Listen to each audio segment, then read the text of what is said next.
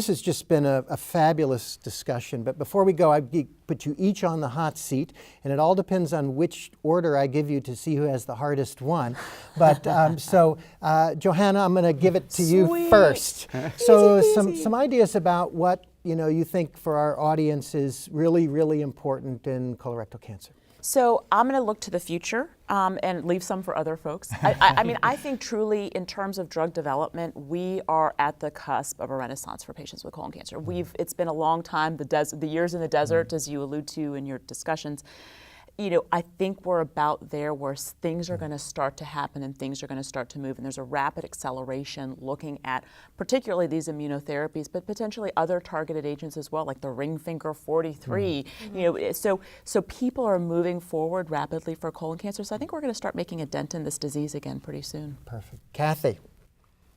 I think that it's really important that people recognize that young patients can develop colorectal cancer, and when they have symptoms, they need to be investigated. I think that's being completely under-recognized, and a lot of people tell individuals it's just a change in bowel habits, they ate something wrong, it's due to a hemorrhoid.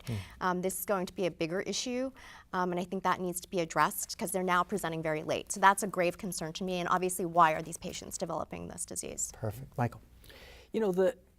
We call it colon cancer as if it's one disease. Now we're talking about left-sided versus right-sided. That's still not enough of a distinction. We have the consensus molecular subtyping. We need to get to the point, like breast cancer and others, where we think of these as different diseases and we have pathways that fit those particular patient populations. Will this require new drugs that target other elements of these pathways that we can't target right now?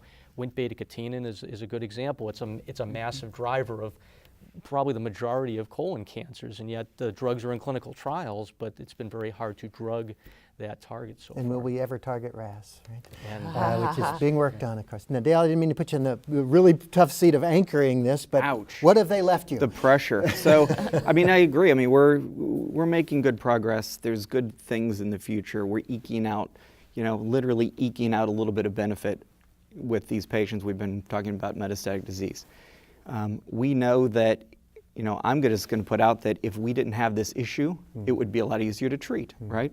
And so as much time and energy as we're putting into these good therapies, sometimes with very small populations of metastatic disease, we need to also be thinking on the other end and think about prevention, think about screening. There are so many people that don't get the necessary screening. We know that survival is so much greater if you find an early tumor instead of a late tumor. So it would be fantastic if this was the last panel discussion we had on metastatic disease, if we could catch more patients early. That's just a great point. It's a difficult disease, and we're learning just how complicated and difficult it is. Thank you guys so much for joining in on this discussion. And on behalf of our panel, we thank you for joining us, and we hope you found this peer exchange discussion to be insightful and informative.